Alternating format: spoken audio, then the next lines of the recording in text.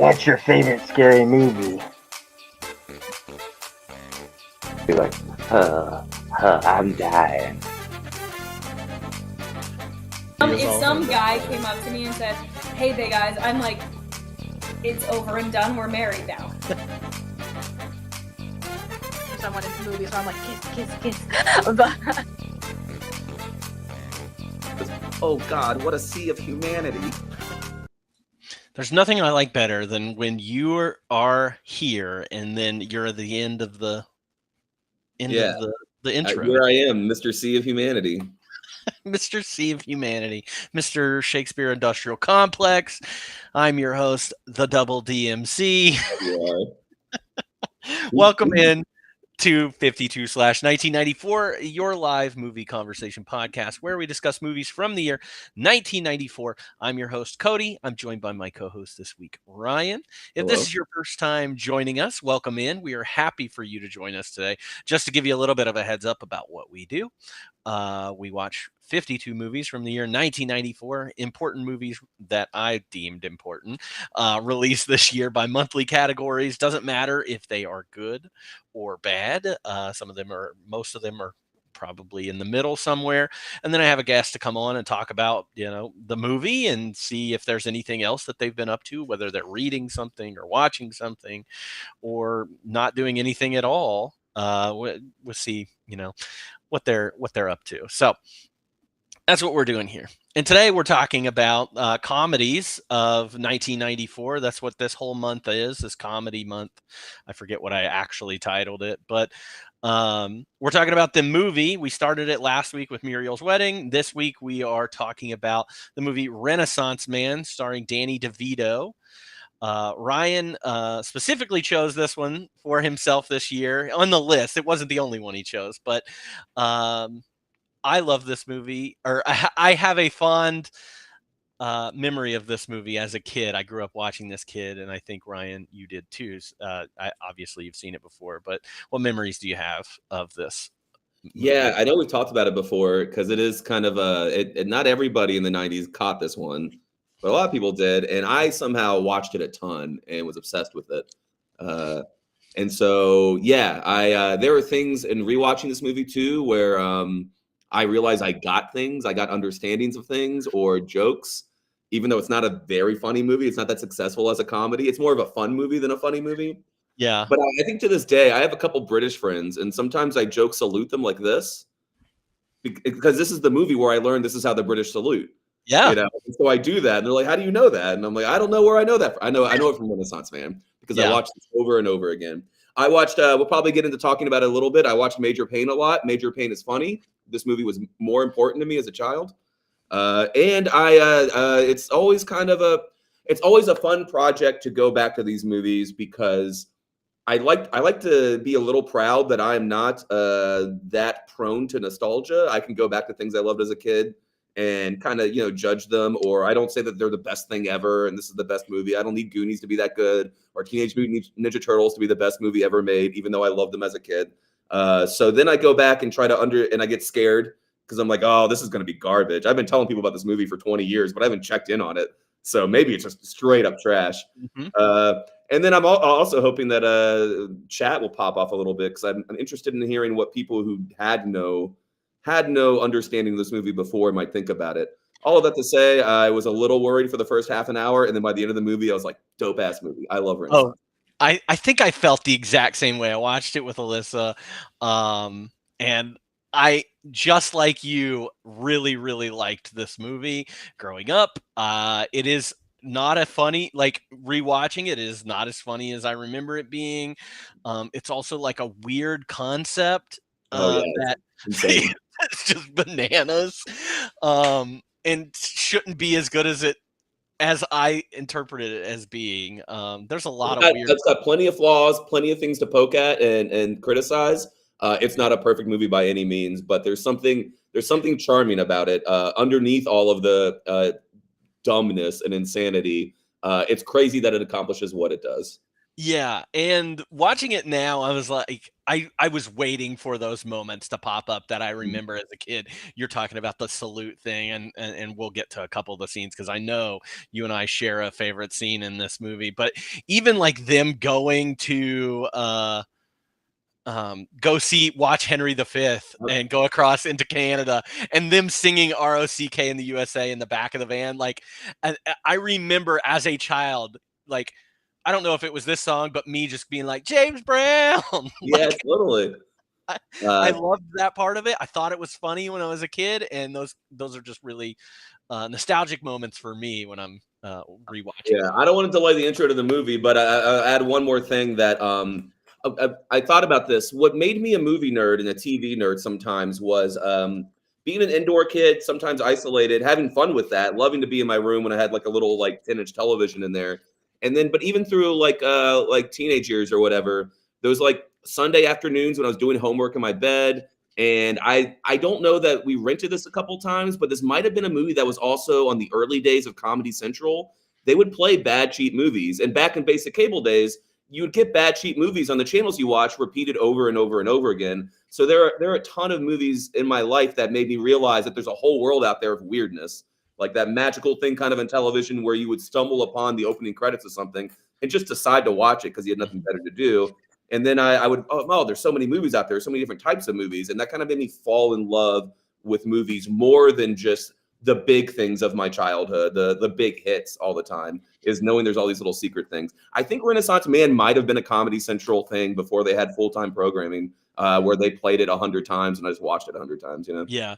I have a similar experience with that because on weekends on our Fox network and our WB network, they didn't have any programming on and like special programming on Saturday afternoons or Sunday afternoons after, Saturday morning cartoons and things like that. And so I would just transition into these 3 blocks of 2-hour movies that were Mhm. on television, and that's how I got movies like Renaissance Man. I think that's how I got into this. My love for that movie, The Commitments, came from that too. Like, Okay, it yeah, totally. randomly showed up someday, and I was like, I love this. Well, you're going back to, you mentioned The Commitments, but your love for that thing you do, being like, hey, VH1, we made a movie. We might as well Yes. play it every time we get a chance to because we have the rights to it, you know? Yeah.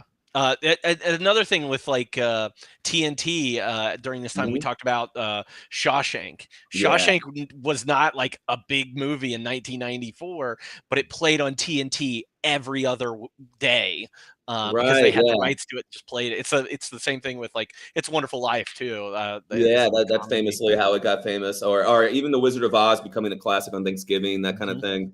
Yeah, and then you have movies like this that just like perform so horribly. Everybody's like, we don't even want to think about it. Then it's cheap, and then as a kid, where everything is new and everything's exciting, like every piece of humor, every piece of like emotion in this, even like exposure to what like boot camps like or Shakespeare is like. All of that's really new when you're young. So like bad movies are better because everything is new and exciting. So then you get some shitty movie nobody cares about and wants to forget about. It's played over and over again on cable. I'm reading my books. I'm playing Nintendo. I'm sick of that. I gotta do my homework, and I end up watching Renaissance Man a lot. And then maybe in a little way because of that, falling in love with film. Yeah, maybe falling in love with Shakespeare a little bit too. It was Yeah, the a little bit, '90s, totally. Romeo and Juliet, all these Hamlet coming out in the Mhm. '90s too, as a movie. The We have '90s loved different. Shakespeare. Yes, the '90s loved Shakespeare, and I think that this probably helped me get into Shakespeare a little bit too, as Probably. uh, as little as in this movie, except for Hamlet and then like the Henry V stuff. But Yeah. it is great, and I can't wait to talk about it. Okay, let's introduce this movie a little bit. So the movie is called Renaissance Man. It came out June 3rd of 1994. It is directed by Penny Marshall, of Penny Marshall fame. She's, Yeah. pretty big deal. She did Big. She did League of Their Own. Um, Several other movies, obviously, and sister to Gary. Preacher's Um, Wife. Preacher's Wife. Oh man, that's another like in this vein of Disney movies that weren't really Disney movies. They were, Yeah. because that's what Renaissance Man is. This was written by Jim Bernstein. It stars, I've got a lot of people to not name here, so bear with me. Danny DeVito as Bill Rago, Gregory Hines as Sergeant Cass, or Lou, as Danny DeVito calls him. James Remar as Captain Murdoch. Cliff Robertson, also known as Uncle Ben from Spider-Man, as Colonel James. Ed Begley Jr. is in the beginning of this movie. Lilo Brancato Jr. as Benitez. Stacey Dash as Miranda Myers. Kadeem Hardison, who had a big 90s, as Private Jamal Montgomery. Richard T. Jones as Corporal Jackson Leroy. Khalil Kane as Private Roosevelt Hobbs. Peter Simmons as Brian Davis. Greg Sporlater as Melvin. Classic. Right. Mark Wahlberg in his first role Yeah. as Private Tommy Lee Haywood. Alana Ubach as Emily Rago, who is also another like fiction, has been around forever. Like, Yeah. but I remember her in the night. You and I did Sister Act 2 last year. Yeah, yeah. She's the Love Boat girl. Yeah, that's why I knew. I was like, oh, Love Boat Girl's in this. I love Yeah. it. She's also from Beekman's World. Did you ever watch Beekman's World growing A up? little bit. I don't have a lot of sharp memories about it, but it was a big deal. People love that show. And she was great. I think there's also some crossovers with Sister Act 2 in the same movie. It is like a genre of this type of movie of like an erstwhile teacher doesn't really belong where they're at, but then they somehow like bond with kids and they both come out better for it. Oh, somebody in the chat just said something really good. Imagine these cadets watching Lion King later this year, blowing their freaking minds. And then I had Isabella Hoffman as Staff Sergeant Marie Layton. Mm-hmm. Those are probably all of the important cast members.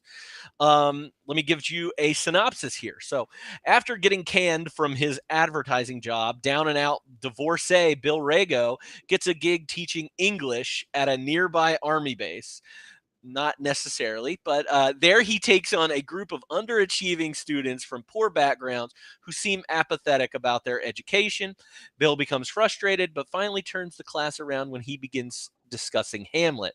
However, Sergeant Cass, a hardened drill instructor, is skeptical of Bill's teaching methods. This movie had a budget of $40 million, crazy, and a box office return of $24 million. This is one of our worst rated movies that we've done here on this podcast, not on the extra credit ones. This one has a Rotten Tomatoes score of 12%. I think IMDb and Letterboxd are a little bit more favorable, 6.2 out of 10, and Letterboxd at 3.0. Roger Ebert did not like this movie, gave it 1.5 stars out of 4. He said it is a labored, unconvincing comedy that seems cobbled together out of the half-understood remnants of its betters. Watching it, I felt embarrassed for the actors who are asked to inhabit scenes so contrived and artificial that no possible skill could bring them to life. Wow. Yeah, he hated it. I'll add, I think Siskel, though, like I saw a clip, like a little quote, and Siskel was like, it's a pretty good movie. Yeah, which is what I mean, that's kind of what I think. That's kind of what this one good review I found is. It's not even a top critical review. It says, okay, heartwarming drama. Tries too hard, but mostly works. Fred Topel of About.com. Yeah. Yeah. The reviews weren't nice, and they aren't necessarily unfair. I mean, maybe they just they just have too high of an expectation out of this movie. But I did see the mean movie that kind of I think is most mean review that's most accurate. What I saw was from Rotten Tomatoes, and it says this movie tries to simultaneously be a literary comedy, an inspirational drama, and a star vehicle for Danny DeVito, and it proves to be a master of none. I do think it's trying to be all those things, and it doesn't hit any one of those goals very well or perfectly, Yeah, it is definitely like, who is Danny DeVito without Arnold Schwarzenegger or Billy Crystal? But he had so many. I mean, I guess Matilda's later. I don't know. What else was he doing around now? He was in my childhood a lot. He was always around. Yeah, I mean, we're going to do, I think at the end of this, I think he's in Junior with Arnold Schwarzenegger. He was definitely in Twins, but I mean, he might be in Junior too. Yeah. Yeah. I don't know. I mean, he does Hercules in a couple years. He's just always around.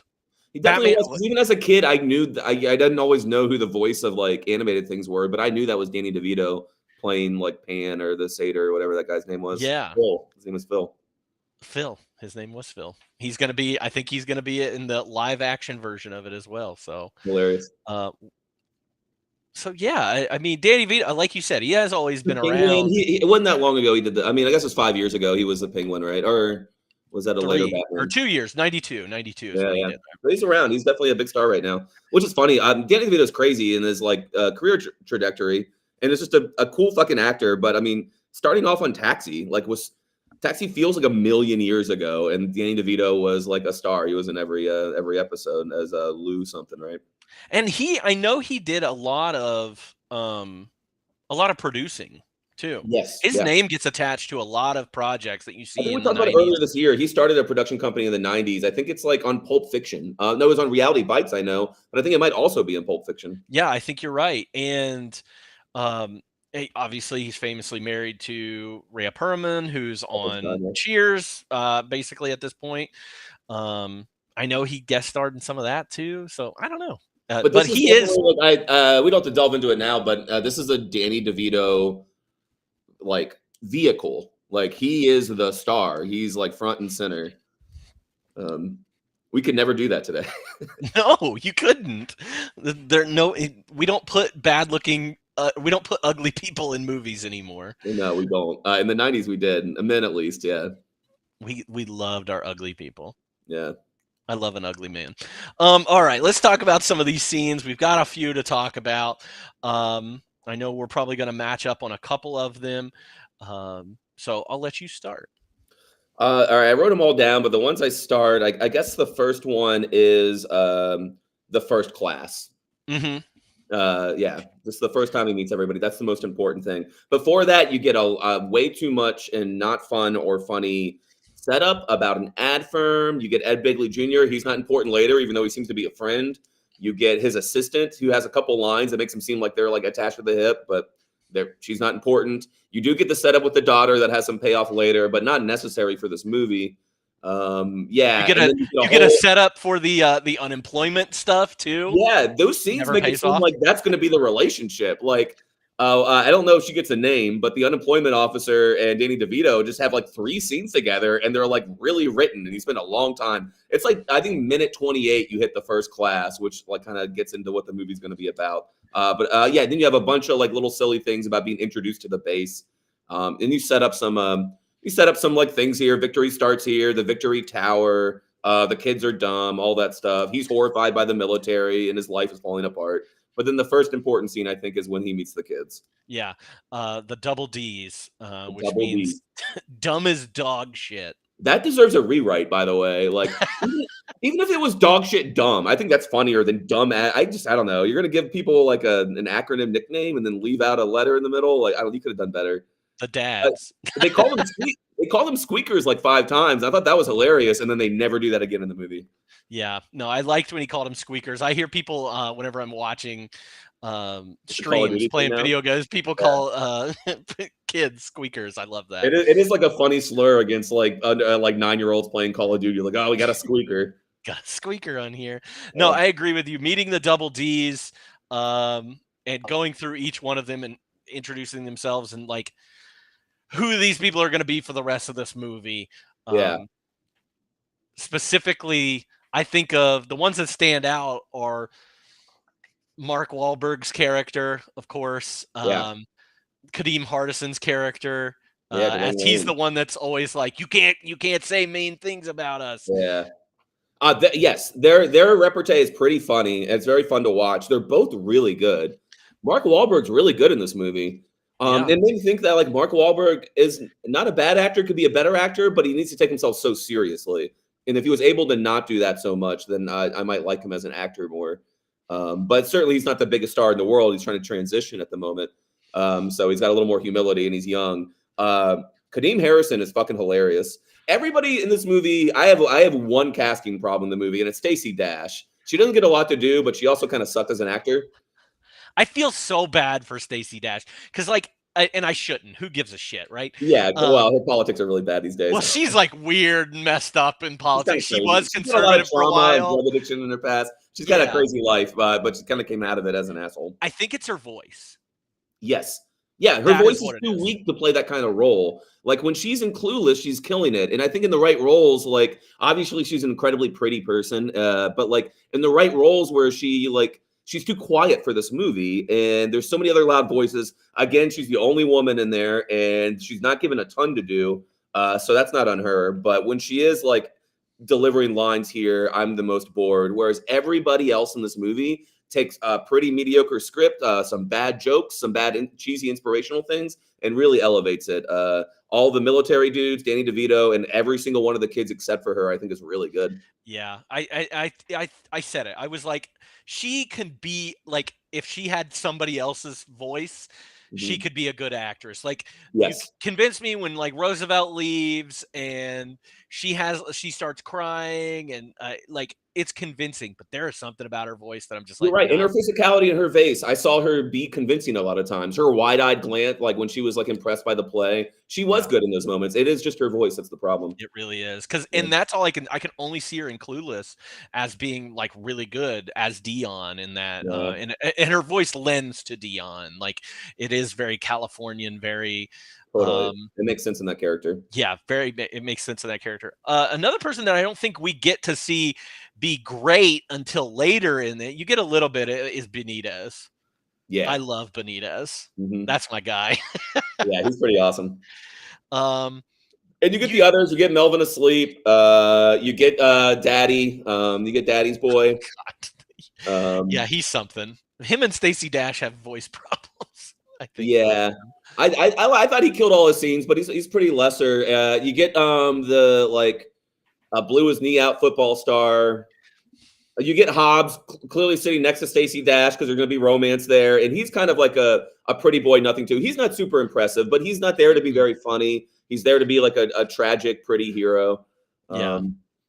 Yeah, and I did write down really quick. Like there is a lot of stuff in this movie that doesn't get used. Like I mentioned, like there's little stuff like the bullies don't get used much later. There's a whole thing where he has to share a kitchen in the place he lives. That doesn't matter at all. Mm-mm. But like when you think about these kids, like who gets like a full arc? Because well, I don't know. I don't know what your next scene is. Mine's the second class where Mine's they the say why I'm tower. in the army. Oh, yeah, I love that scene. I actually had that in, like, my, um what did I have that in? One of my, like, not what the fuck, but, like, the biggest, like, cries of it is just, like, everybody going through their fucking Yeah, story and being like, "Yeah, my sister's dead. yeah. My mom sucks, Right. I didn't eat lunch at a regular time, you yeah, know. God," like, you actually when you're a kid, you don't really listen to those things. You're just like, "Whatever, No. they're dumb, and that's why they're here." You don't get what their stories behind everybody, and then No, they're going yeah, through yeah. that. And I think it's a little bit of a mistake. It makes the movie sloppier, but like there's a few things about the second why I'm in the army scene is it gives you emotional background to everybody, just about every single person, which means that like 4 or 5 of these people don't really get a good like Benitez's dead sister never comes up again. So Nope. why does he need to have a dead sister, right? Um and so yeah, like Stacey Dash's like stuff doesn't really get resolved. Kadeem Harrison's stuff doesn't get resolved. It never comes up again. Later on, you see that Melvin's only background is that he has an abusive stepfather who's now going in on his like little brothers because he's off an army. Like that never comes up again. That's like an hour in the movie, and then it's never Yeah. talked about. Never And I'm talked about it. like, Also, some of the worst Mark Wahlberg stuff is during that scene it's because him he's just not understanding abuse at all. yeah, What kind of not Camaro does he have? Yeah, I love Mark Wahlberg in that what's moment. wrong? But anyway, yeah. So that stuff doesn't like come back around. You get a full thing with Hobbs, the tragic hero. You get a full thing with Daddy's boy, and then yeah, and you get a lot with the football guy, Leroy. Yeah, Leroy. little bit because then they introduce his wife later on and Yeah, her and they've being got some Danny pregnant. DeVito and him have some one-on-one scenes, so you get stuff with them. But why introduce all of this? That's the first part, and then the second part is that very quickly in this movie, he's not a bad teacher, and they're not very dumb. Like, and there, and in a lot of these movies, there's an antagonism between like, I can only think of Cartman doing Edward James Olmos from Stand and Deliver. Like, how do I get through to these kids? but you have that first act where, like, or Morgan Freeman and Lean on Me. These are my pair with later on. Like, Yeah. you get those struggles in the first act. There's no struggle. They're immediately like, what's Hamlet about? Well, will you teach us? We kind of like you. And we're not that stupid and you're not that bad of a teacher. Yeah. And the whole reason that they're in this class to begin with is because they can't comprehend orders. Mhm. That's the whole, like, he is teaching a class on comprehension. It's not an English class. It's not any of that. It's just comprehension. And he has no idea how to teach this. Basic comprehension is the name of the course, which is just insulting. It's just a horrible thing to say to somebody. It's like, I'm going to teach you basic comprehension, bitch. Yeah, like the entire premise is so silly, and it like sets the movie up for failure. Unless it was going to be a very like wacky comedy like Major Payne, like it. If it's going to be serious at all, it's got such a silly premise. We've already talked about it, but like the only explanation in the movie you get is the military has a problem with like 8 kids. And the guy says, we don't want to explain everything 25 times. So what if there's a new special project that somebody we never meet has? Like, what if we just teach them to be smarter and not lose 8 soldiers, I guess? And then they're like, well, who are going to do that? They're like, well, we got to reach out to the unemployment office in Detroit and see if they've got anybody for us. And that's why we're here. That's why everybody's here. Yeah. It's bizarre. No curriculum, no stated goal, no shots of them being so dumb they can't understand basic training commands in the army. Like none of that. It's just we're here. Let's get into Shakespeare. We all have tragic stories. Let's get the ball rolling. We already wasted half an hour. So yeah, we do see a couple dumb moments. One I can't is when I think it's Daddy's boy is like fighting in the wood. He's like fighting a dummy or whatever, but the cast, Sergeant Cass, is just explaining, hey, when you do this, you step into them and then you like fight them. And it didn't seem like he was. Yeah, he says, yeah, I get it. And then the other dumb Mark Wahlberg, whenever they're in the gas thing, and he lifts up his gas mask. Yeah. To say yes, drill sergeant or whatever. Yeah. So they are dopey. They're not the smartest people in the army, but we never really see why they're like singled out of the hundreds of the like 5,000 like recruits that are at this base, right? There's so many people. And it seems like these guys, the Double Ds, are so proud to be the Double Ds. Yeah. Like they're happy, like they're cool with each other and I mean, they hate each other too. Yeah. Well, like, it's crazy. This movie's 2 hours and 9 minutes, and they don't do better with that. It's so long. It's a long movie for a 90s comedy. Yeah. It's a good bit over 2 hours. And then they don't ever decide to like set up the soldiers that way and give a few of them compelling backstories and arcs. Instead of giving me so much of Danny DeVito's background. Again, his arc, Danny DeVito's arc, isn't that clear because he seems to be a person who's obsessed with money and power, but he's just like falling apart post-divorce. But like he really isn't. He never really shows that, like, even like a more perfect movie like Emilio Estevez in The Mighty Ducks. He's like, I want to get the fuck out of here. I don't care about these kids, like I want to get back to my high-powered Gordon Gekko shit. It's community service, this is dumb. Let me do my shit. But like, yeah, Danny DeVito doesn't seem to be doing that much. Anyways, nope. So like the setup of them being done and Danny DeVito being uncaring and greedy and a bad teacher, that doesn't really happen at all. They just kind of jump right into things getting better. Yeah, and he's just reading Hamlet. I guess that's he just likes Shakespeare that much. Yeah. I mean, they say that he went to like Princeton, but like they don't really show that despite all of like his flaws that he's actually a fan of literature and the beautiful poetry of literature. So I think he's supposed to be like a fancy pants, but they don't really make him one because he's Danny DeVito. So you got to do more work, They don't really give us anything. What does she say? You've got a master's degree. That's it. Yeah. Do we even know what it's in? Do they say it's in English or anything? Yeah. I didn't think so. It's just you got a master's degree. You can teach 6 people on a fucking army base.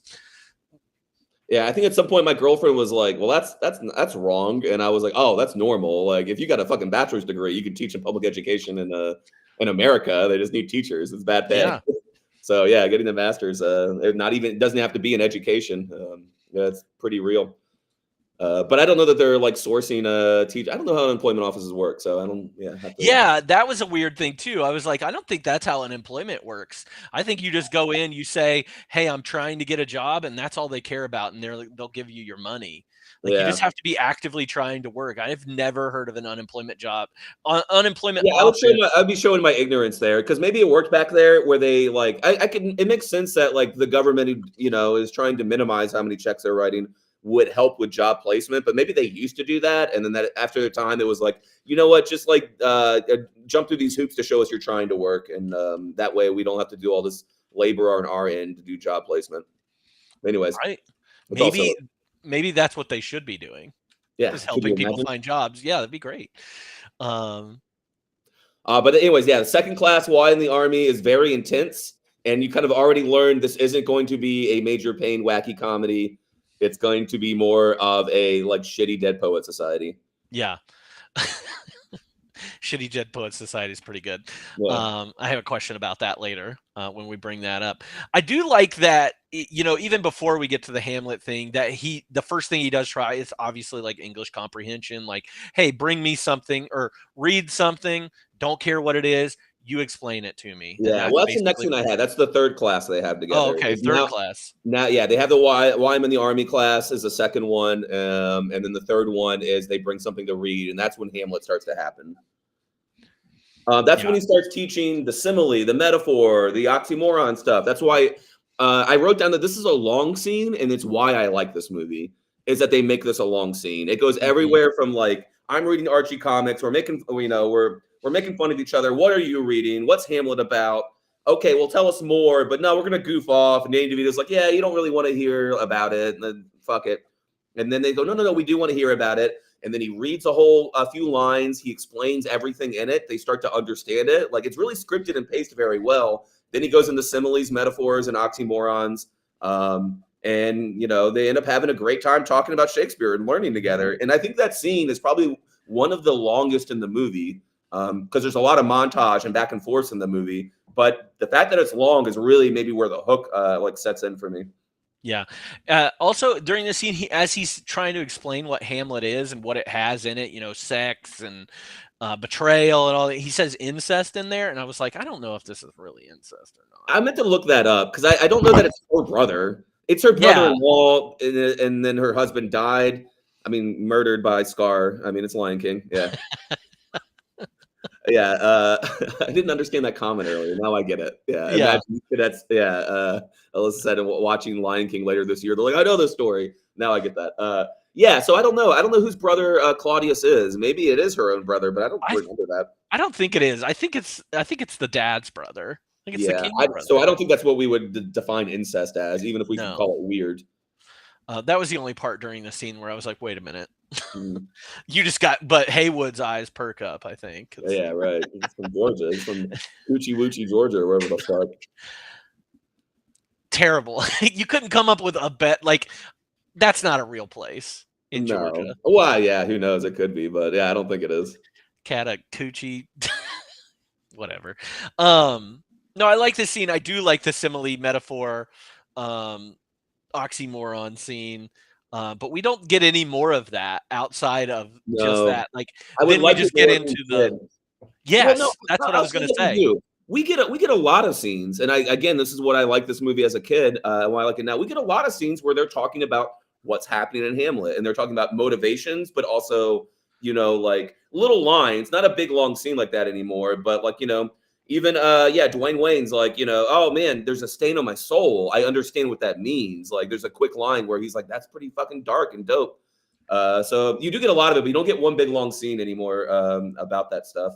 But this scene is the soul of the movie, because later on, in funny ways and in real ways, you have a bunch of characters go, that's a simile, that's a metaphor, that's an oxymoron. Like, they learned and they liked it, and they keep coming back to what they learned instead of forgetting those the kind of like instructional part of this movie. I like that, but yes, you're right. Like, the fact that they set that up here and it does come back later in the movie, that's good. I just wish there were more scenes like that with like other English things in there, grammar things in there. Hey, again, what is this movie so iambic long. pentameter? Like, let's talk about some of these things. Especially like, you could bring that stuff up whenever they're doing their marches or their raps or and I guess they do talk in meter a couple. I mean, they have the rhythm thing. I think that comes up with like, I don't know. That's like they didn't execute that scene well. Mhm. The da da da da da da da da da. They didn't Yeah, they execute take their that. time with that, which is pretty Yeah. cool. Dark and dope Yeah. Shakespeare. Shakespeare is dark and dope. It's pretty great.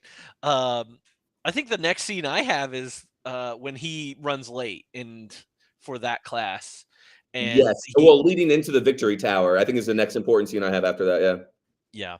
yeah. Um, He ends up that after the one we talked about, he ends up fighting with Lou. I like to just go through a little bit of what's happening, but then he hands out Hamlet, and there's a montage of them doing army things and then learning like Shakespeare.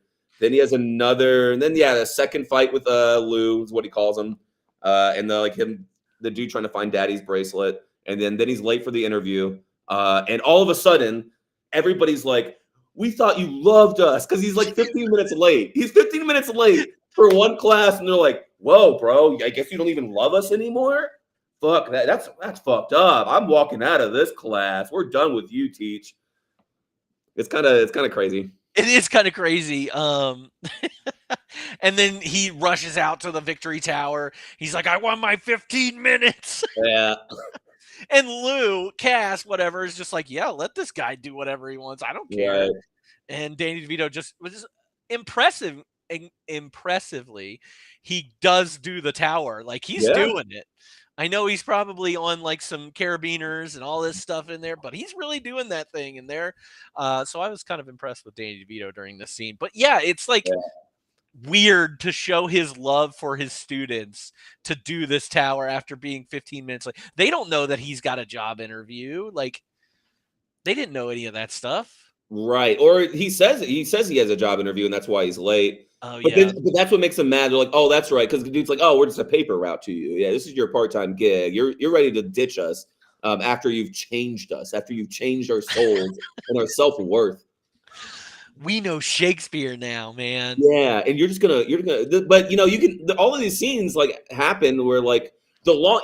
I think when we talked in Sister Act 2, there is the long scene where they first get up to like where they're going to renovate the space. And everybody gets a chance to sing, and everybody gets a chance to do this or whatever. And it's like a 7-minute scene in a movie full of like 2-3-minute scenes, and that kind of hits that. But this is the moment too where like they find out that she wants to get out of that nunnery and go back to being like a Vegas singer or whatever. And they're like, "Well, what about us? I thought you loved us." So it's kind of doing that. Yeah, and it's just an interesting scene as he goes through it, and I mean, they spend a lot of time on the tower too, like especially him coming down the wall and where he's trying to rappel down. They spend a lot of time on. Yeah. And some of like the army montage stuff too is necessary, but it does feel like, hey, like we want this movie to talk about Shakespeare and be a bunch of people talking in a classroom, but like, come on, this movie can't be that. Like, it's not Dead Poet Society. Like, we want a movie with like action and oorahs and like bayonet stabbing of dummies, and then so like this is their big set piece to like have an action sequence or a slapstick kind of comedy thing going on. And it kind of works. I mean, it's not my favorite part of the movie, but it's definitely like an important part of the movie. And it's silly. It is one of the sillier parts of the movie too. Like some civilian just comes up to this army training and just goes through this whole thing, and just to show off to these kids that he's teaching. And Danny DeVito does a good job. Him rappelling down as a bunch of little comic beats in it, and it's really good. And I'll say at the end when he like has his confidence, kind of learning from the army about like what the guy said earlier. He's like happy now, and he knows that he's won them over. Lou's a little impressed. His kids are back on his side, and like there is an emotional impact for him going through all of that and proving to these kids that he's not just they're not just a paper route to him. Also, the Lou Danny DeVito like rivalry is so strange to me. It's not perfectly done. I like it a lot, and I think what's his face is great. I love that. Gregory Hines, yeah, I think he's good.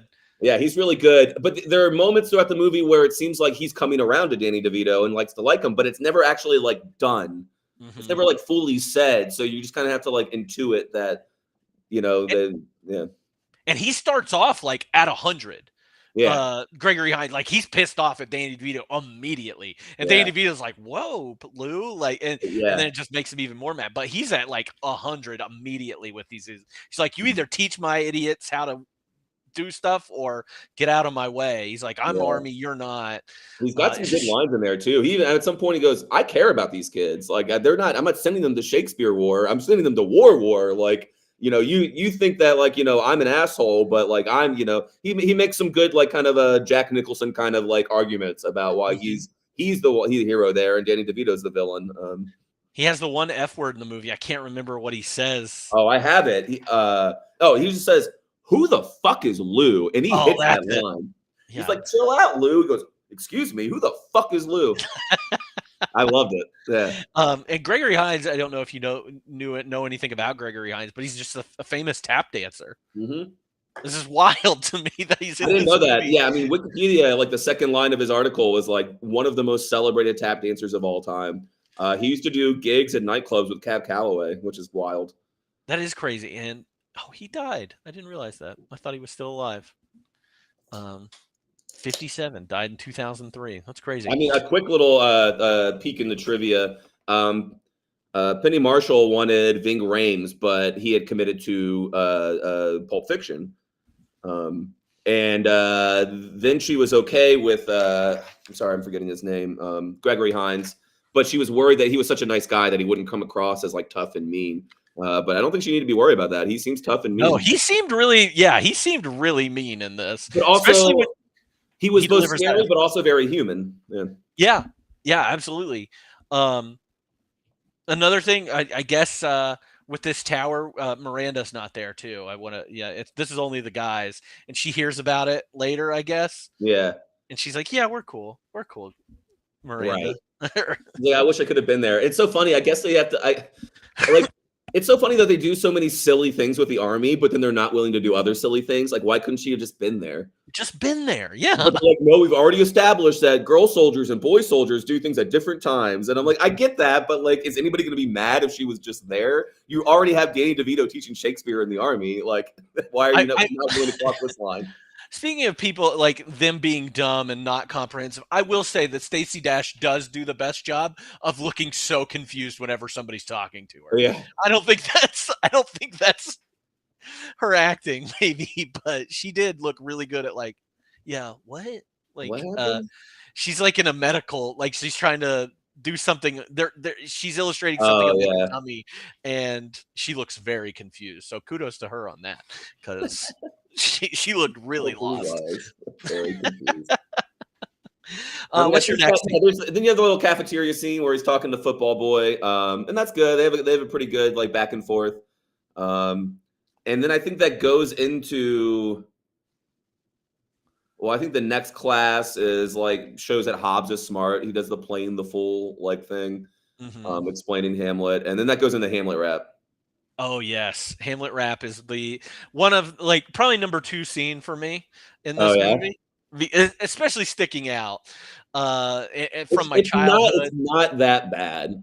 It's not that bad. You get a lot of information. And remembering it, I was like, "This is going to be cringe. Oh, this is going to be really bad." I'm like, "All right, it's cringe, but it's like it's cute in a '90s kid movie kind of way. I mean, it's as good as like Sister Act, like rapping is, you know." Mm-hmm. Did you have the subtitles on? Yes. During it? Okay. I was about to say, having the subtitles, I think, helps a lot because you actually get to, sometimes you don't actually know what they're saying during this rap. You know they're rapping. But I felt like with the subtitles on, I could catch more things. And I felt like they actually did get Hamlet pretty well in that rap song. Yeah. It could have been like, just like, give me an S for like, this, let's just take simile and metaphor a lot. But no, there's actually some good analysis of Hamlet in the rapping. The first time I watched it was casually. I watched it again with subtitles. I turned subtitles off, and then the second time I watched it with subtitles, and I saw that too. I don't remember any of the specific lines, but I was like, oh no, like that's into the themes and the character motivations. Alyssa said, "Is this Hamilton?" Whenever this is where Lin-Manuel got his inspiration. Sure. Yeah, he was conceived to this on a date night. Yeah. He's like, "Oh, I can do this." Oh man, no, I do love this scene. It's interesting they don't let Mark Wahlberg rap in this. He's just keeping the beat in the background. He's just.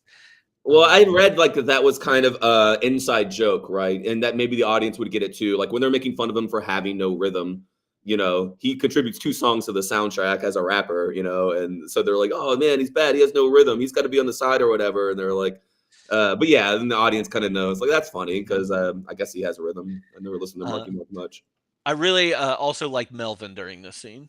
Yeah, like, he does that like white boy dance really, really well. Yeah, and then he when he does his little lines, he has to make his voice crack on the last hit or whatever, and he does a good job at that. It's funny. Also, Miranda Stacey Dash has to act like she's actually a good singer. She's not a good singer, which isn't her fault. But like she has to do that. She also has to like pull her shirt up and like be seductive towards Danny DeVito. And then like she comes up at the end and she just sings Ophelia. Like, remember that? Remember me? I'm Ophelia. Yeah, but it has nothing to say about her. Like, it doesn't get to rap about her. It doesn't get to sing about her. I also like Daddy's Boy, who pops in as the queen and then just jumps out, doesn't say a word in there. I thought that was funny. Yeah, that was good. I love the double DMCs. The double DMCs. To be or not to be. The double DMCs, bringing it to me. Yeah, what was the rap? What was the Sister Act rap in the class? Do you remember? Oh, he sang it on the podcast. It's not the. I can't remember it either. Oh, fuck. All right, but yeah, this is that all over again. I've never seen or thought about the comparisons of Sister Act 2 and this, but this is Sister Act 2. Right. It's just Shakespeare instead of music. Yeah. Yeah. I never thought about that. That wasn't even in my list of movies that I was like, oh, this is one you should watch with this. Oh well, I missed out. What's your next scene? Double DMC. So like I guess the sequence of Hobbs getting in trouble, right? Yeah. Which Danny DeVito. Yeah. Danny DeVito goes and tries to he realizes Hobbs is kind of pretty smart and maybe needs some more opportunities, or you know, can like live up to some more opportunities than he's given. So he asks French Stewart to it's not French Stewart, Buff French Stewart. Who's that? Is that Gregory Hines? James Remar.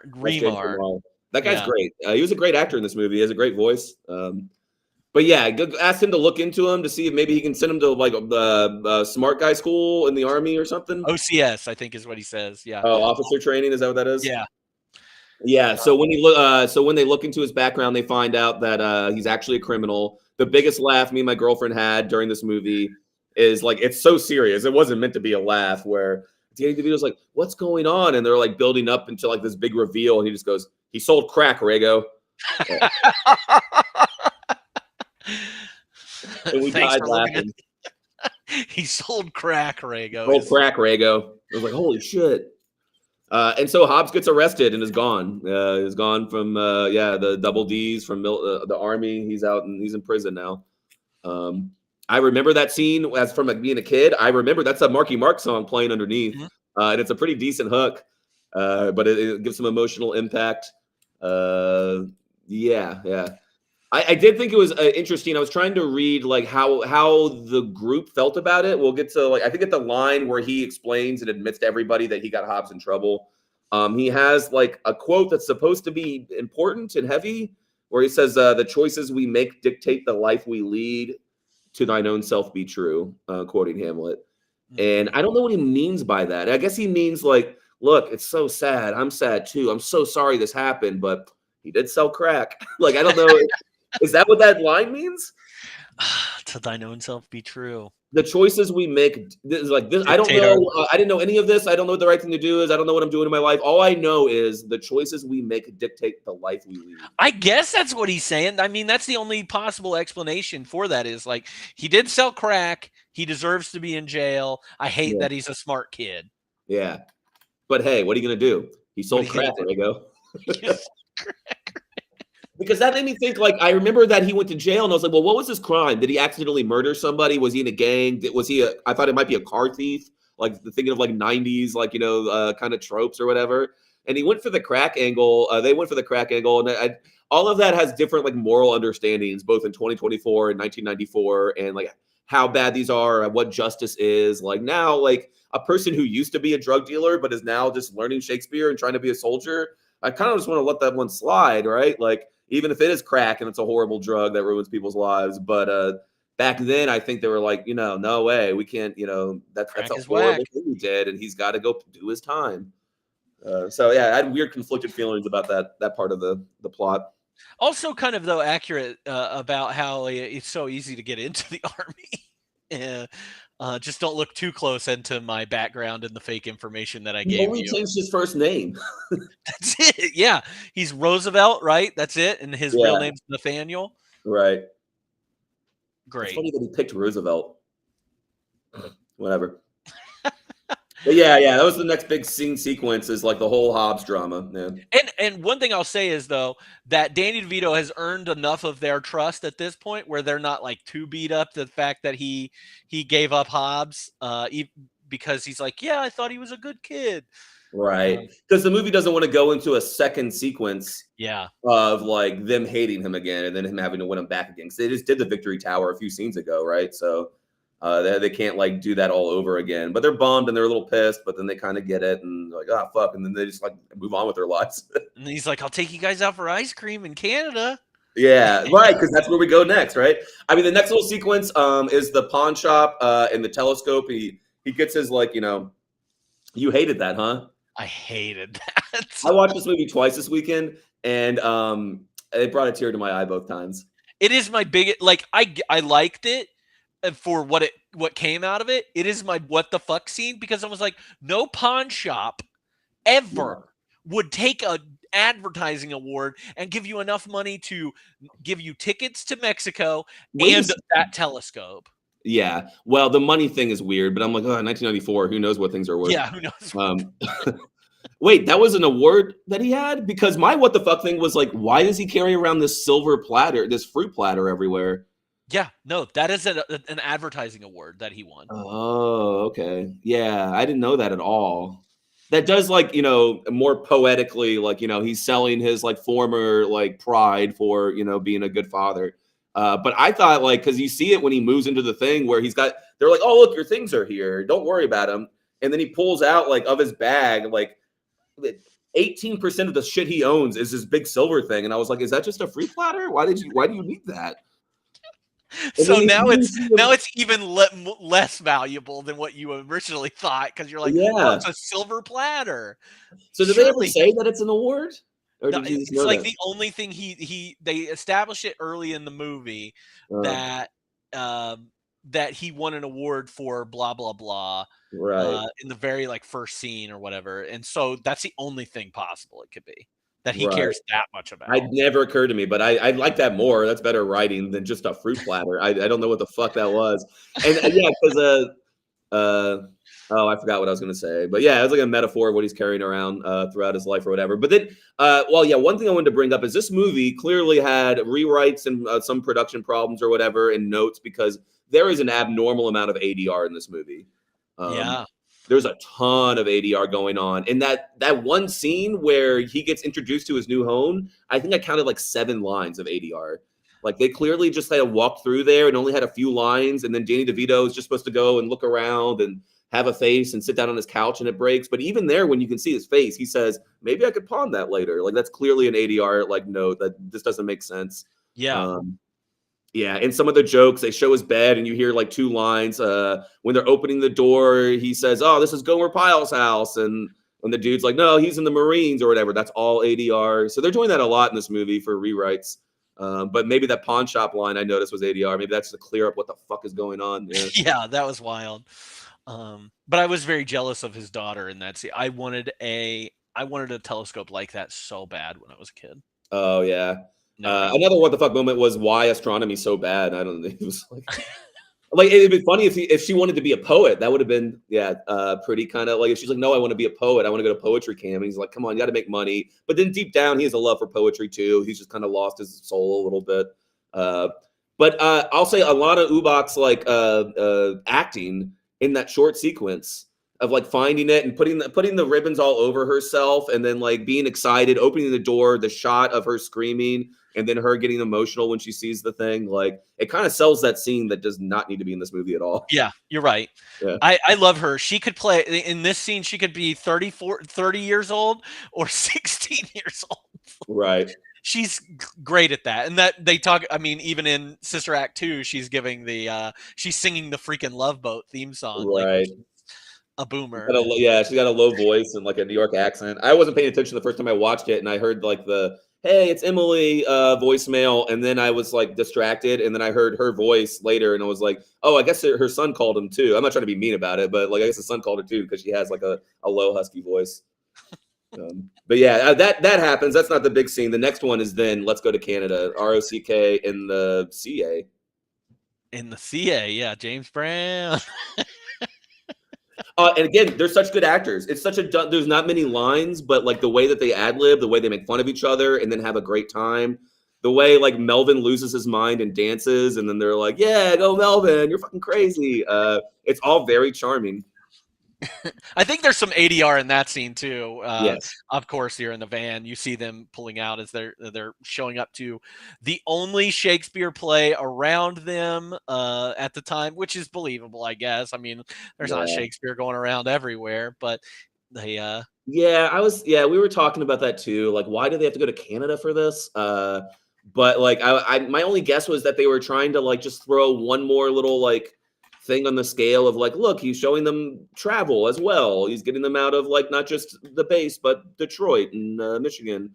I thought this was going to have more repercussions with this, and maybe this is part of a script rewrite or something. Like him taking them out of the country. It's almost like School of Rock, where he takes the kids without the parents' permission. So that's what I thought was going to happen with this, and clearly it doesn't even matter. Like it's just. Right. Hey, I'm taking these kids, and I guess they're all on leave or have leave from the base. Well, when I was reading a little bit about it, like one of the biggest things people pointed out was like, there's no way. You're definitely not leaving the base during boot camp period. No. And then you're not going to leave the base at all without a superior officer. You're not going to go with your English teacher. And yeah, they don't talk about any of that. I think it ends up being a good scene. Watching them see it live is really nice on the journey you've been with them, learning to appreciate Shakespeare. In the small room in the shitty military base, to now be able to see a really beautiful performance of it, and then be like amazed, and then be able to understand a little bit what's going on because of the things they've learned. I do think that's a pretty good pin in their education there. Do you like that it's Henry V and not Hamlet? Yes, because the Henry V is really good. You get two great Henry V speeches in this movie outside of Hamlet, but it also shows that like one of the best parts is them driving home, and Benitez has spent the little money he has on the play. Mm-hmm. They can understand not just Hamlet, but Shakespeare now. Like they can apply the skills they've gotten, aren't just remembering what they've been told about Hamlet. They're now able to, they have a hunger for this stuff, and they're able to apply their learned skills onto something new without Danny DeVito's handholding. So I do like that. Yeah. I like that each of the plays are obviously about like they always make reference like, oh, this is about soldiers, this is about war, this is even when we get that letter scene from Hobbes later, he's talking about Othello, yeah, which I thought was pretty cool. I like that scene, yeah. It's a quick one, but it was a well written letter. I like that the script writing made a pretty believable letter that he could have written, but didn't didn't make it too schmaltzy, didn't make it too overwritten. And then again, I think the next scene I have after that is the St. Crispin's Day speech, which is perfect because it is one of the more famous Shakespeare speeches, but it is the most one that's like referenced in military because it is a speech about war, right? It is they'll never take our freedom that Shakespeare wrote. So the fact that Benitez gets to do it in the rain is one of my most remembered scenes from this movie. It's what I think of maybe first when I remember Renaissance Man. Yep, that's probably my number one scene of this whole movie, and for the same reasons. I remember as a kid, I remember being blown away. I might have even checked out Henry V from my local library after this movie, even though I didn't understand any of it. I was just blown away by it and thought that was such a cool moment, especially from Benitez and his accent, his New York accent, and everything. I think it's wonderful. I loved watching that. I think it was great. It's a good moment to point out that Penny Marshall is also a good director. As much as this movie is required to be like a Sister Act Kitty movie, like Disney movie, there are very you wouldn't notice them if you weren't looking for them necessarily. Maybe on my second watch I noticed them more. There are really good slow pulls into people's faces. There are a number of shots where she raises the camera, and raising the camera over all of them training in the rain really sets up a vista of Danny DeVito's in the rain at night in the place in the base that he's not part of. His enemy's there, Lou's there, and it's not going to work out, and he's trying to get this done. But then Lou has all of a sudden his moment where we're not fully sure about his motivations, but we can guess at them. He's either being a dick and saying, I'm going to watch how stupid these kids still are. I'm going to make you see it. Or he's saying, I know that actually you've touched these kids in a good way, and I want you to see how far they've come or something like that, and gives Benitez the chance to do his thing. Also, the only thing frustrating about this scene is that Danny DeVito has those records that he's going to give to Lou. They're soaked. Why did you do that? They're soaked. The second he put it over his head, I was like, stop right now. It's not going to keep you dry. It's just going to ruin like our precious daddy's memory. Like, I'm glad that they figured out all that stuff though about the daddy's boy's daddy. I feel bad calling him daddy's boy, but that's what he is. Yeah, I did like it because he was like made fun of, and it was a pretty good emotional moment at the end of the movie, where like you can just because I think that kid was a good actor. You kind of maybe said that he wasn't that great to begin with, but like I think in that moment I really felt like he's been holding this torch for his like lost father, and he finally gets this closure, and his friends are there to be like, yeah, man, cool, you deserve it. Your dad was awesome. I have thoughts about whether or not he was much of a hero, and they talked about him saving lives by calling in a military strike on a country we never should have been in. That's kind of ending lives more than saving them.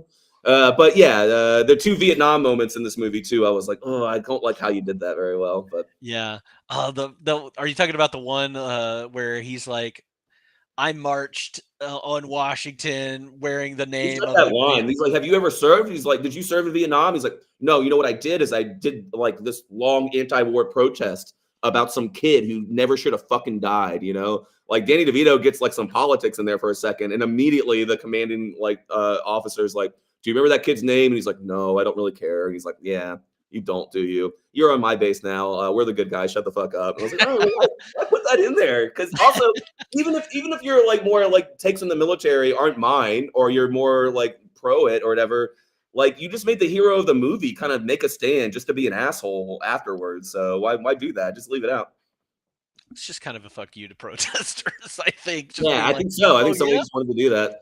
And in the early 90s, you still had a lot of memory about like the anti-war movement going too far and that kind of stuff.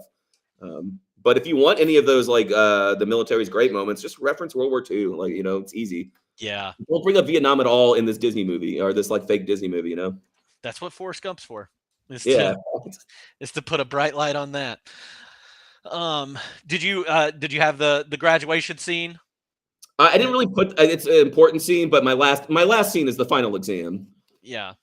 Okay, I don't like the final exam. I'll say that. You don't like the scene or the concept of it? Because I don't like the concept of crazy, and then the shoved in premise at the end that like the army's going to kick out 8 able-bodied soldiers because they failed a Shakespeare test. That like every test in the army is pass fail, and you're out of the army. That like he's gonna give it to him, and I don't know. It's all so dumb. Yeah, that is very dumb. And then it ends up being like an oral exam that all of them are just giving him the answers. Mm-hmm. Which I was a little bit. I kind of wish it would have been like an actual written exam where they would have had like, oh, I passed with a C or I passed with a. Mm-hmm. You've seen that in other movies where they're like, oh yeah, I did pass. Well, I think that quick montage is both good and bad. I think there are moments when what the Laertes is a fool, like it's a good moment where like Haywood, he gets it. Like he feels this material. He's connected with the humanity of these characters and what they represent about life in general. That's a good moment. The little quick ones where someone's just like Gertrude and they're like, yeah, Fortinbras. Like, oh, you got it, bro. That's lame. And then Melvin has a moment that's really well acted, but doesn't mean anything. It doesn't mean anything at all. It's so dumb. Yeah, because it's like the last question. He's like, what's this play about? And then Melvin, of all people, is just like, Bill, I find it fascinating that all the princes and kings and everybody dies, but at the end, you just got the soldier and the student. Isn't that something? And he's like, yeah, that is something. I'm like, no, that's nothing. It sounds like it's something, but you didn't make a point out of it. Like, yeah, I hated that answer. But he's good at it. He's good. No, I do like the Haywood scene the best. He's like, give me someone else, Bill. Yeah, I want someone else. Don't give me Laertes, Bill. Totally. Yeah. I never thought about the sold crack line until you brought Oh it up. man, me and my girlfriend burst out in the laughter. We sold crack, Rago. He sold crack, Rago. Oh my gosh. I put that on my Facebook profile as one of my favorite quotes. Yeah. Kidding. Yeah, St. Crispin's Day was my last one. Yeah. The final exam was mine. The graduation's fine. Then you have an outro where like now this is his career because it gives him joy. Also, So as they're the next basic training recruits, he's gonna find all the double D's around and teach them Hamlet over and over again in perpetuity until he dies happy. Yeah, I'll stick around. No, I like when they're marching at the end. He's like, "Oh yeah, there's my double D's over there, and there's Miranda." And Miranda like winks at him from the crowd. I was like, I don't know if they're allowed to do any of this stuff. Yeah, Or when they do the salute. I do think it actually made that scene work better. That his daughter was there, and he had somebody to be like. You could see how excited Danny DeVito's character is to see them all, and how proud he is. And then you can see his daughter be like, "I don't really know what you're talking about. This is all confusing to me, but like I can see how happy you are." And you're like, "That's really sweet." And he's like, "Also, I got a girlfriend, and it was only a couple scenes, but I got a girlfriend now." And shouts at her while this ceremony's going on. Yeah. He's like, "Say hi, Marie. Hi, Marie." Hi, Marie.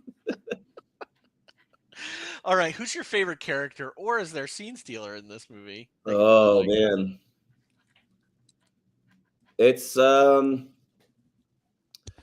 feel like you're gonna go Benitez, I am. so I'm gonna go with my boy Dwayne Wayne Montgomery. Dwayne Wayne. I He missed was when good you in said this that movie. earlier. Yeah, When you mentioned Dwayne Wayne, different world, baby. No, I think they're great. I think Benitez works better in the back half of the movie, and I do think that Kadeem Hardison is in more of the front half of the movie. well, especially considering it being a scene stealer with that title, then the St. Crispin's Day is the scene stealer. Yeah. It kind of steals the movie right there. Because I don't really think Danny DeVito's like that great. He's not amazing. Nobody's amazing in this movie. No, he's not. And for something that is, he's like this is his star vehicle. Like he should have had more to do. He should have had more DeVito moments. Been improvising better. I don't know what that was really. He wasn't a bad actor in this movie, but he was he had a lot of sweet moments. He had like a lot of like his eyes got a little misty and like solemn nods or whatever, which I don't expect from Danny DeVito that much. Yeah. But his comedy wasn't there. Like you see him in like Matilda, and he's like, or with the Tim Burton movie, like he's kind of like acting big. He's not acting big here at all. Also, Gregory Hines, I thought, probably gets a couple. Like he is delivering. Probably better than anybody else. Montgomery. Yeah, I loved every time he was on screen. Yeah. All right, favorite quotes. Quotes. A lot of them are little laughs. Yeah. Who the fuck is Lou is on there. He's old crack, Rago. Can I have a doer? Can I have a doers with a 7 aspirin back? I thought that was clever. Yeah. And they gave it to him. They're like, I've never seen a bar that has aspirin. Yeah, totally. I thought it was a funny joke. And then he actually, it goes back to it, says, "Where's my aspirin though?" And he's like, "Okay, here's your 7 aspirins. I'll put that on your tab." You know what Dewar's is? I didn't know what Dewar's was for a while. Yeah, what is it? Like it's cheap scotch, right? Yeah, cheap scotch. Yeah. What about when he says "Go Navy"? I had that written. I didn't know because it reminded me of myself, where in a frustrating situation, if I want to talk shit, I'm not telling you like what I dislike about you. I'm trying to think of what's going to hurt you, right? That's why I like that line where he was like, "I'm so mad at everybody being loud right now. What? I don't give a fuck about the Navy or the Army, but I know you do. So I'm going to say go Navy to you just to piss you off." Yeah, that's one of my favorites. Go Navy. There's a couple of little funny lines. I like when somebody off screen's like, "Has anybody seen my green socks?" And he goes, "We've all got green socks." I have the one from Dwayne Wayne where he says, "You can't say that. That's a diss. I ain't no oxymoron." And ain't no oxymoron. I always remember that. I don't know that that's funny, but I always remember that funny. line. The only thing I think is funny is Danny DeVito coming back and saying, "No, not oxymoron, schmuck. Oxymoron." Yeah, I had that written down. The schmuck part got me. A couple like quick funny ones. That guy's in Central Park every year when they're asked, "Do you know who Shakespeare is?" I think it's funny that Benitez has heard of Shakespeare in the Park, but thinks it's like a living person. He's like, "Yeah, I know that guy. He's in Central Park every year," and that leads to a thing where he's like, "Oh man, he must like run into a lot of shit," and Danny DeVito was like, no, he died 400 years ago. And the guy's like, yeah, they killed him, motherfucker. New Yorkers are wild. Benitez is the best. I don't have any. I didn't really write down very many. You must have been toilet trained at gunpoint's pretty good. He says that to Lou. Mark Wahlberg, when they're talking about guns and then they're talking about the Israeli assault rifle, and he just goes, yeah, that's a lot of deer, I guess. I forgot about that one. Yeah, that's a lot of deer, I guess. Danny DeVito gives the big emotional like speech where he's like, oh yeah, there's something extra if you pass the exam, but it's not something you can drive. It's not something you can spend. It's just that special feeling inside or something like that. And then Benitez is like, what the fuck kind of prize is that? And all right, so two more, one funny one, and then one that I want to talk about for a second, but I only got it on the second viewing because it's an ADR line. When they're yelling at him for picking an Archie comic, you know, Dwayne Wayne's like, you could have gotten Batman, you got Spider-Man, Superman, why didn't you do any of that? And it cuts away to Danny DeVito talking, and then you hear Benitez say, they scare me. So his either joking or serious line about why he got Archie instead of Spider-Man was like, those guys are too scary. Hey, man. He's a New Yorker. It's scary there. Yeah. And then the last line, this is just something I want to say quickly about good writing, where I like flowery language. I like Shakespeare. I like big speeches that have like a lot of like, you know, put together words in them. But I also like mixing that together with like direct language. So one of the best lines in the movie, I think, is when he's trying to convince him to take the final exam and he goes, look, you are not dumb. And I thought that was a really good line. Like sometimes it's really powerful to just say like, I love you. You are great. You are strong, that kind of thing. Those direct lines that are short can be really good. And there's movies about people who have just accepted the fact that they're dumb because they're being told that they're dumb. So if there is like a great teacher moment, like, you know, for him to be like, look, I know all of you and you're not dumb. You don't need to think that about yourself. And you need to know that that's not true. I was like, yeah, that's good. That's good writing. Just as those 4 words are more powerful than any like, you know, overwritten line could be. Any other lines? Nope. That's it. All right. Biggest laugh, cry, scare, or thrill. We already kind of touched on some of like that I would say are like cry moments. I do think that, you know, when Brian finds out about his dad at the end and he's still trying to like maintain his composure, looking ahead the whole time. I think he even looks over at the a little bit and he gets scared. Like he's too emotional. He really sells it. He makes it compelling. Yeah. He's really good in that moment. I think there is a moment there with like the bullies in the crowd, like they're like surprised that it ends up like he's been telling the truth that his dad is a hero and a hero this whole time. I think there is that little moment there. But then the other thing, like each of those moments that the kids get, and we already kind of talked about that a little bit, like Melvin's abusive stepfather scene, like Melvin just like crashing on the bed, and Mark Wahlberg. He's quiet for a second. He goes, "I'm never gonna hit my kids. I'm never gonna hit my kids." That scene should not have been in this movie. No, but in the really, it's like very quick and it's half jokes, and it's compelling. So like there are a lot of little moments like that. The Othello letter, I think, is really good. Even the arrest scene, I think, is kind of done well. It's all of this is directed well. So like as messy as it is, it has these compelling moments in it. We stepped on the Benitez and his sister shooting thing, being shot thing. I kind of love the way that I do like that actor and how he delivered it, but I like the way that he delivers it. It's kind of like, yeah, this happened to me, but it's still like it's New York, like that's how I grow up. And he doesn't seem like so beat up, like obviously sad about it, but like he doesn't seem so beat up about like he's told that story before, and it sucks and now I'm in the army, but right, that actually makes it seem more grounded. Yeah, that it's not like this big huge emotional thing, but it's clearly dark. He's like, is that good enough? Is that good enough, Bill? And Bill's like, yeah, it is. Yeah, I'm tired of hearing all these sad stories. Miranda's mom story is a little weak in my eyes. Yeah, and again, doesn't get resolution. No, because I guess they just moved a lot. Her mom's just not a good person. Yeah, I think that's all there is to it. Yeah. Well, the same thing with like Montgomery or whatever his name is. Like, you know, he you talk about being in a chaotic, like it seems like he's coming from poverty and bad parental, like structuring.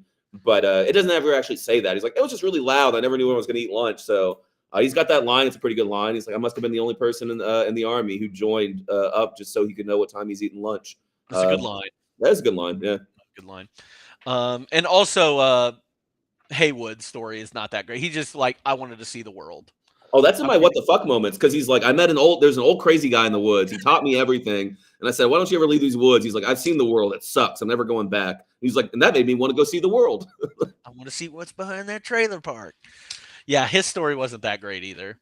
A laugh moment. There are multiple moments where Benitez is doing his Pacino stuff, but the Raging Bull one was my favorite, where he just starts to like, I'm not an animal. I'm not an animal. Like, that was pretty great. No, and we didn't do it last year, but from A Bronx Tale, he's basically young De Niro in that movie. Yeah, I read that like part of him in this movie was like made them be like, oh yeah, I guess he could do that. He's pretty good at that voice. He looks just like him.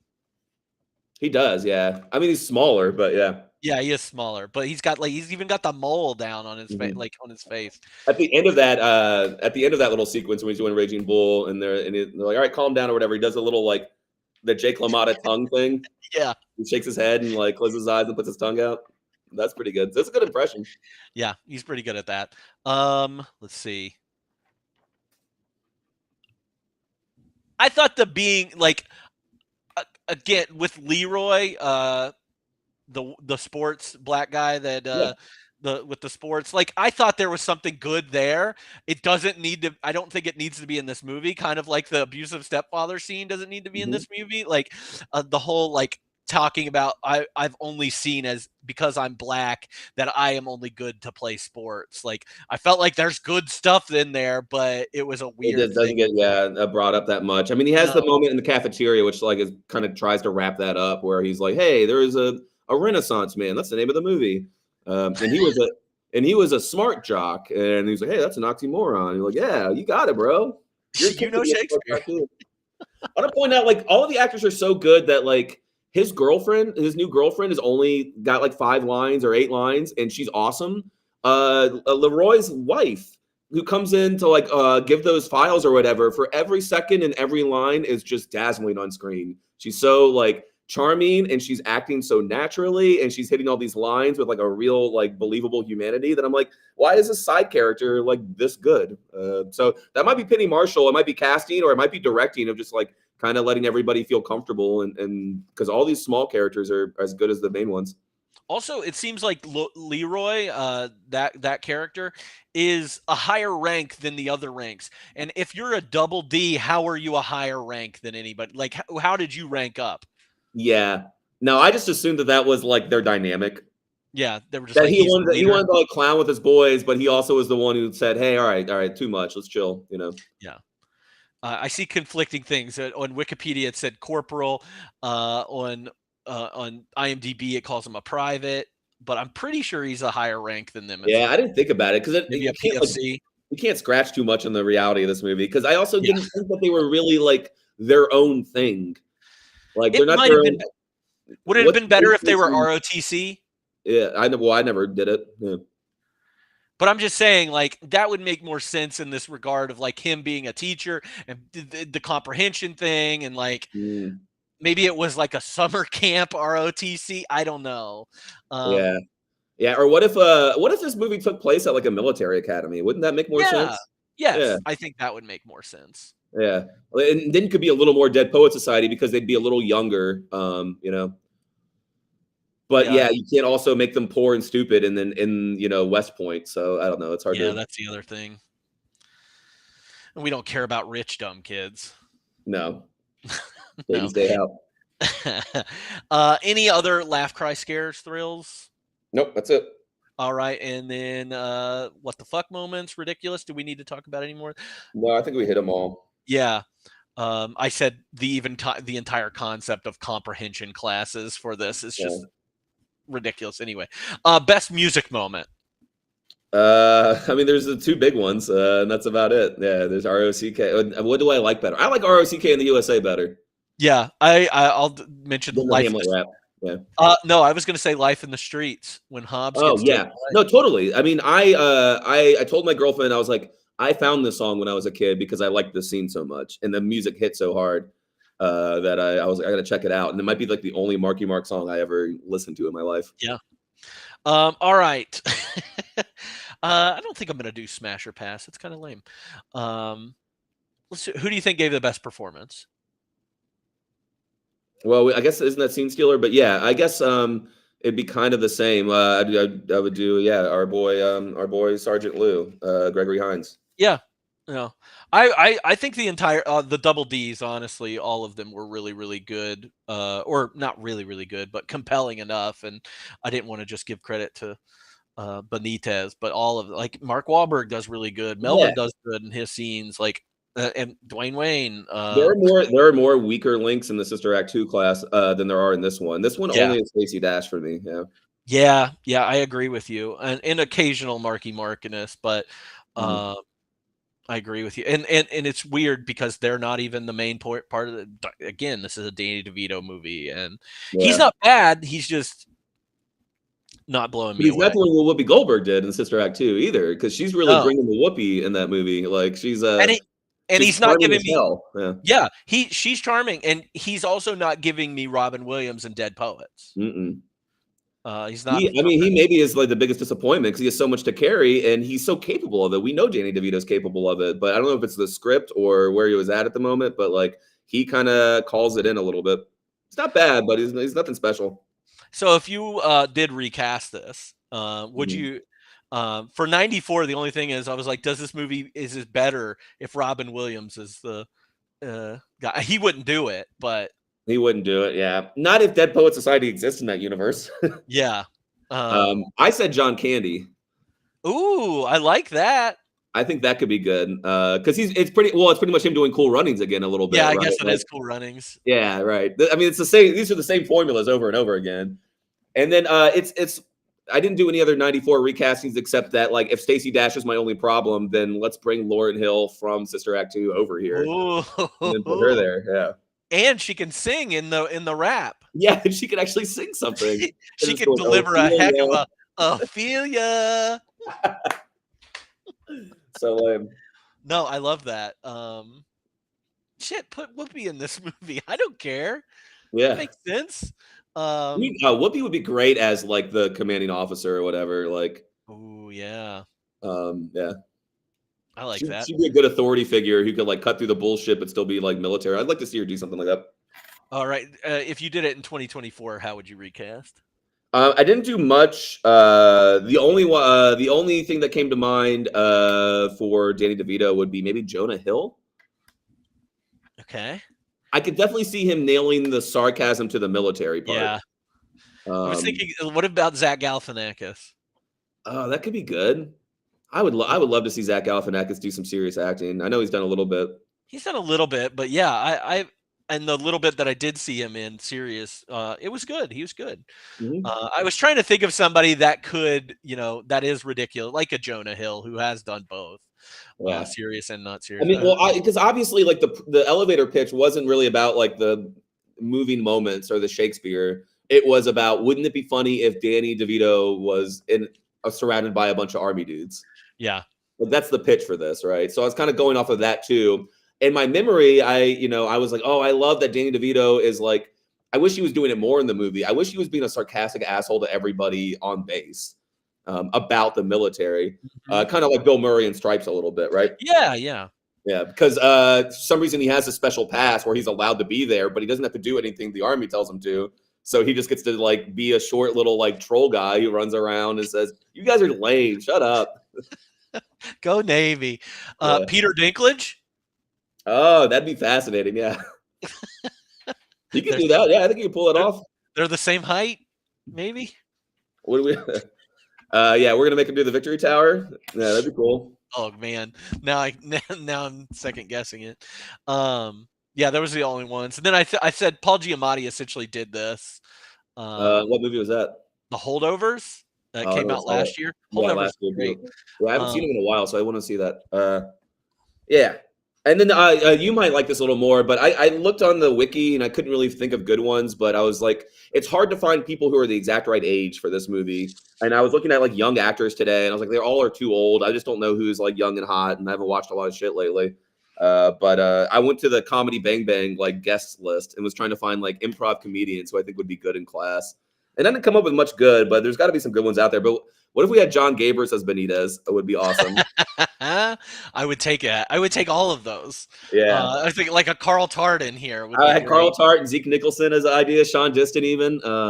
Tim Waltz, or is this not Tim Waltz? No, Tim Baltz. Tim Baltz. Yeah, I love him. He also reads too old. Like, yeah, he is too old. But he would really nail the Daddy's Boy or the our Marky Mark's role. He would. I was thinking Melvin. He just slept all the time. Oh yeah, totally.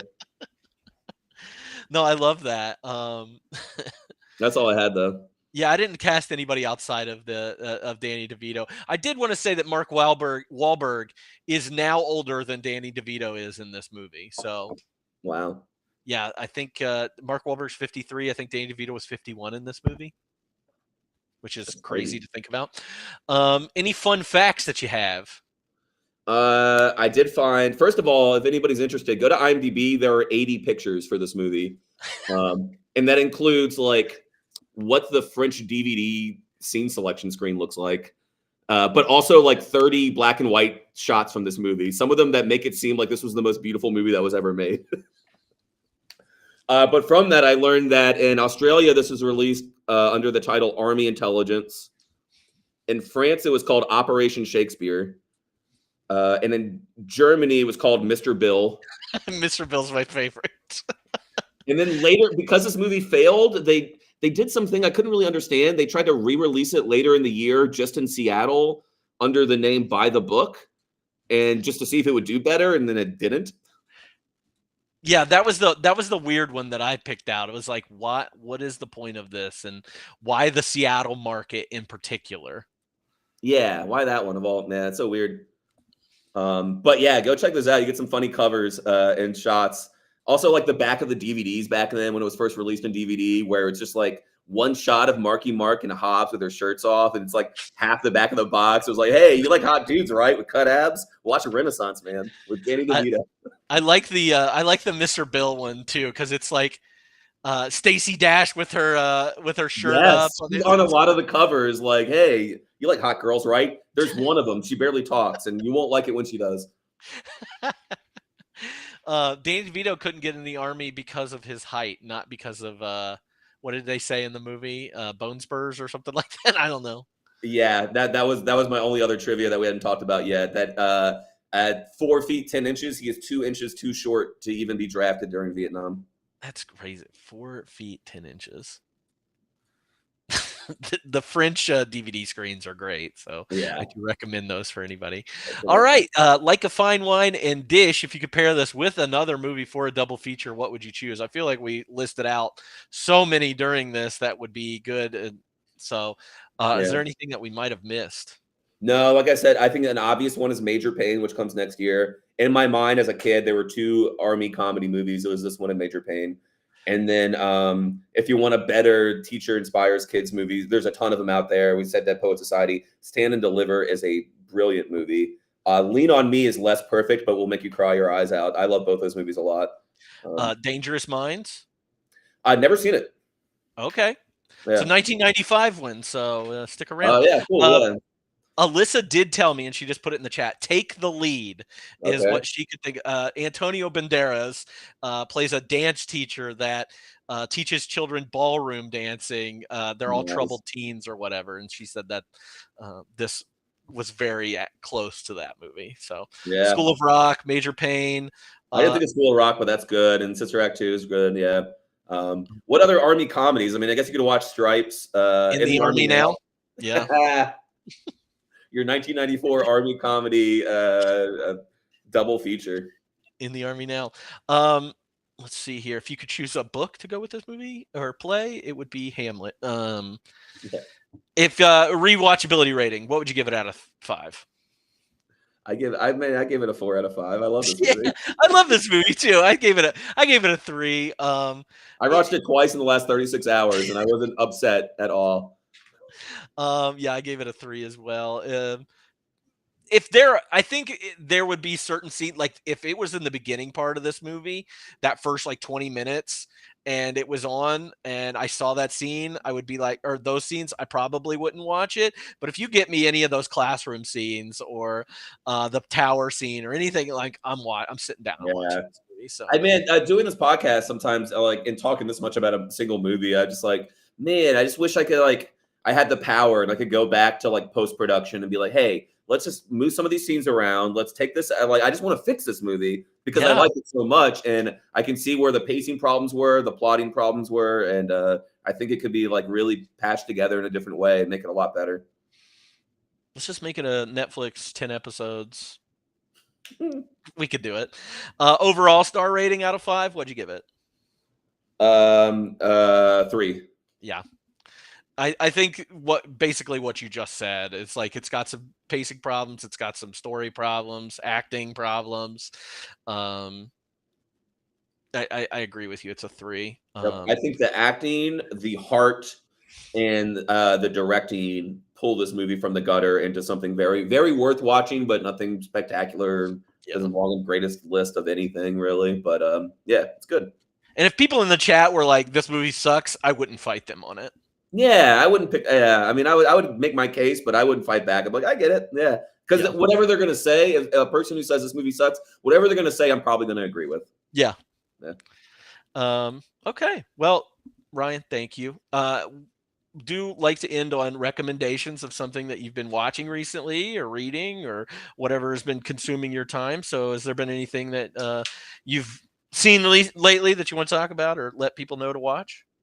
Probably not. No, I watched the Fantastic Four movie from 2015.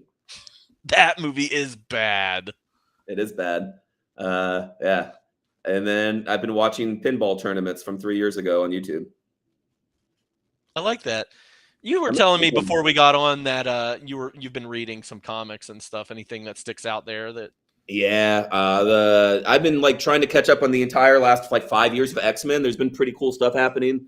The Krakoa era, where the premise is the House of X, Powers of X is one of the greatest mainstream superhero comics I've ever read. That was in 2019, and the X-Men essentially they all stop fighting each other. They all cure 1 million diseases, learn how to resurrect themselves, create a whole island where they all live on Utopia. They wake up one day, Professor X and Magneto are friends, and they go, all right, guess what, world? We'll give you this life-saving drugs, but you're going to recognize us as a nation. Every mutant is a citizen here. Every crime they commit has to be like, prosecuted by us. They build gateways all over the world that only mutants can walk through to get to their special island nation. And they're like, basically, we're sick of playing around or playing nice. We're better than you. We're the future. You're the past. We're not going to kill you, though. We're going to save your lives and share this world with you. But if you fuck with us, you're dead. And it starts this whole era in the Marvel universe where the mutants aren't fucking around anymore. They're all on the same side and just kind of changing the world and terraforming Mars and resurrecting themselves when they die. It's pretty dope. That's pretty odd. Yeah, you've talked to me about that a couple times, and that's super interesting to me. I want to get more into that. At the very least, you should track down, even if you get like a free trial on Marvel Unlimited, House of X, Powers of X. It's like a 12 issue thing. That's pretty dope.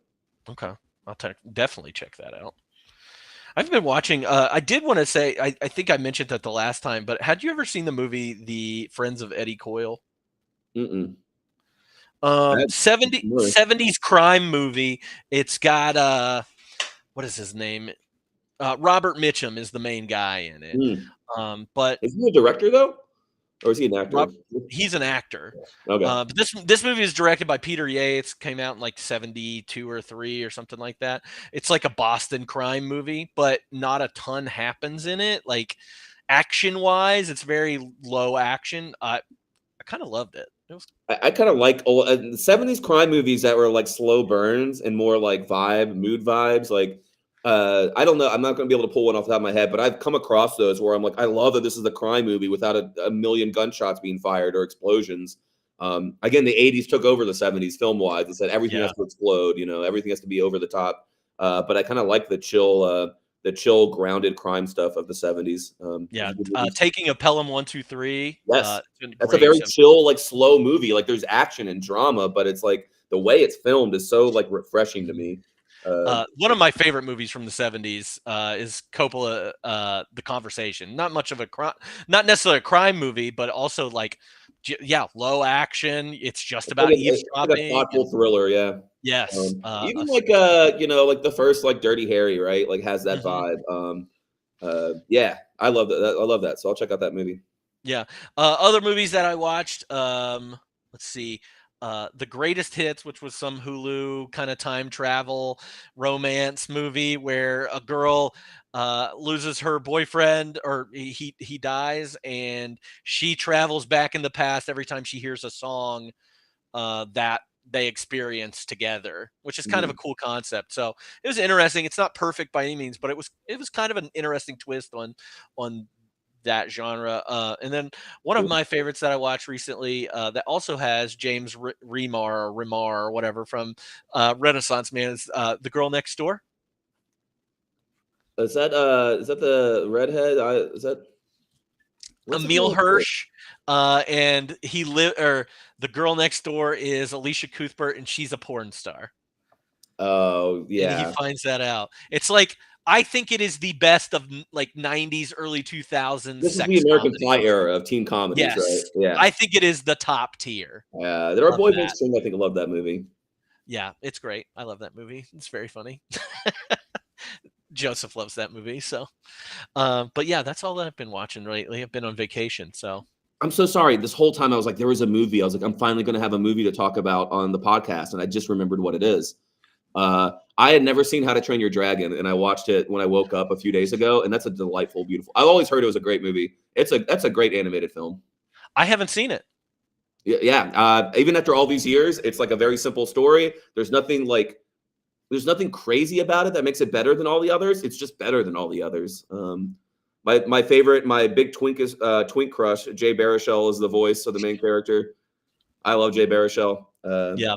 It's just it's got more heart than it deserves to have. It's got great animation. It's got a pretty good world building. Love that movie. And I'd always heard how great it was, that it spawned a whole like franchise for hardcore fans, but I never saw it.